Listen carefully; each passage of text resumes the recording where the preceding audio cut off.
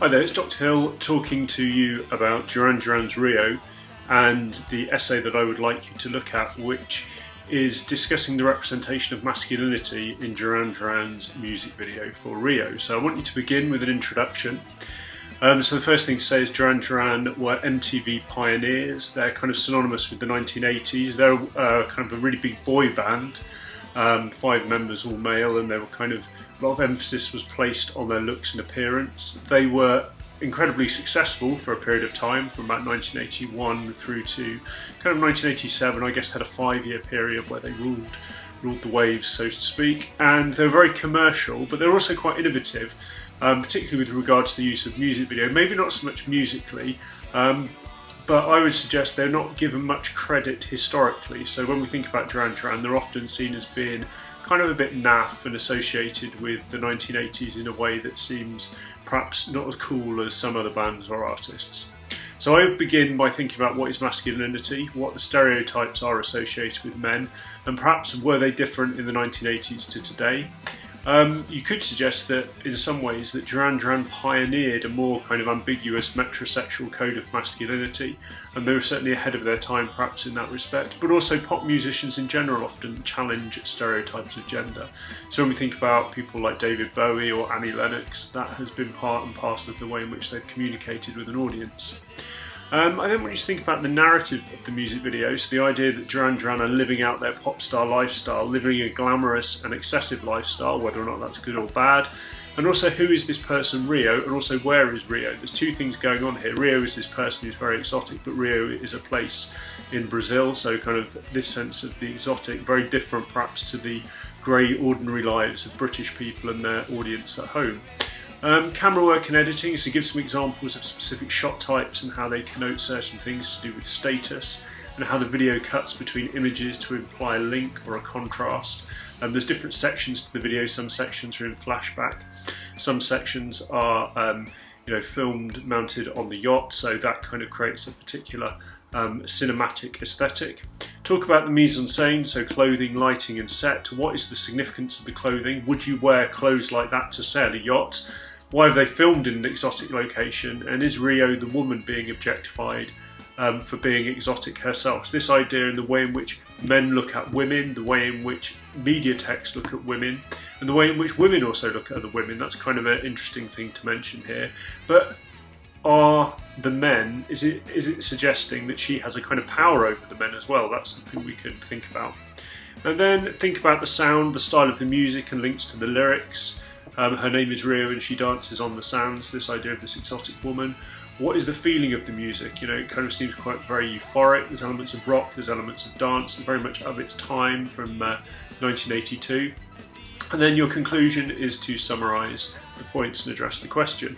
Now to help you, you've got some hyperlinks here to the Sound of Rio, analysis of the visuals, camera work and representations. There's some web pages and some content there. But I'm just going to talk you through some of this information myself. So first of all, the background context. Formed by John Taylor and Nick Rhodes in Birmingham in 1978, Duran Duran is an English new wave and synth pop band. The band soon became one of the most successful bands of the 1980s. The MTV cable channel and Duran Duran were launched about the same time, and so each helped each other reach greater heights. MTV were looking for music videos to air, and Duran Duran wanted exposure.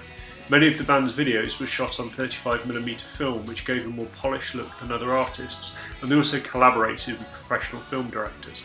Now, if you want to do a little bit of research into Duran Duran, you've got their Twitter, their website, their Instagram, YouTube account and Spotify there, so have a little look at those. So the band's fashion model good looks and glamorous sense of style was emphasised through their music videos, and their reputation was built through them. Rio, the single, was released on the 1st of November 1982 and was the title track for the band's second studio album, which was released on the 10th of May 1982. The song became a top 10 hit in the UK singles chart, peaking at number 9 on the 11th of December 1982. Rio is one of the band's most recognisable songs, predominantly because of its well-known music video, which clearly depicts the glamour and excess so common in the 1980s. So you've got some links there. There's Behind the Music on Duran Duran and a story of Smash Hits magazine and Duran Duran. They also went hand in hand, particularly the colour. Smash Hits was the first magazine that really was aimed at a teen pop audience and used colour, kind of this glossy lifestyle title. And Duran Duran and the colour of their music videos fitted perfectly with that, so you can have a little look at that if you're interested. So the video for Duran Duran has little in the way of cohesive plot. It's simply 5 good-looking men cavorting on a yacht trying to vie for the attention of Rio, a beautiful female. The setting is a yacht which is clipping through blue Caribbean waters at an incredible pace and several stretches of white sandy beach. Champagne and cocktails are in abundance and phones appear on silver platters from unseen hands, all of which hints at a lavish playboy lifestyle. The opening of the video uses point-of-view shots, perhaps through a telescope or binoculars, to give an audience a sense of extreme close-up of the attractive female. She is smiling, laughing and looking directly at the lens, suggesting she likes the attention. As the shots complete, we also see one of the members of the band lying on his stomach, focusing his binoculars directly on her, zooming in on her thighs and her bottom. A wide shot of a beautiful white sandy beach has Rio exit the water in a style that references Ursula Andress in the 1962 Bond film Dr. No. Drummer Roger Taylor approaches her, but in a comedy moment is bitten by a crab after a quick eye roll to show her disapproval. Rio kicks him away into the water. So you've got the clip there from James Bond's Dr. No with Ursula Andress. And also interestingly, Duran Duran went on to do a James Bond theme for A View to a Kill, which I think came out in about 1985, so there's the music video for that.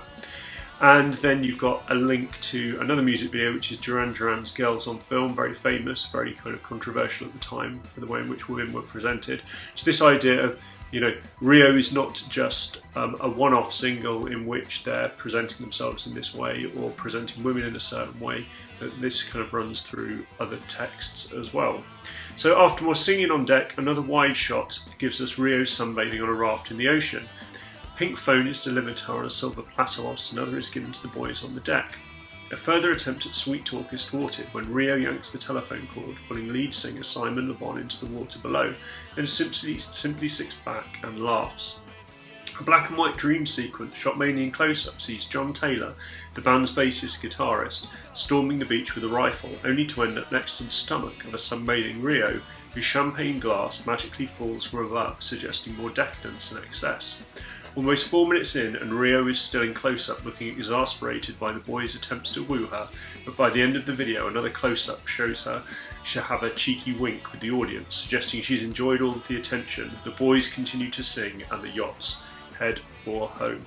So hopefully that has been useful to you. So really we're thinking here about the way in which the men are presented, and really they're seen as being desperate for the attention of Rio. They seem to be a bit silly, they seem to be kind of like very boyish, and they're presented, and I think it's significant, you know, Duran Duran referred to as a boy band.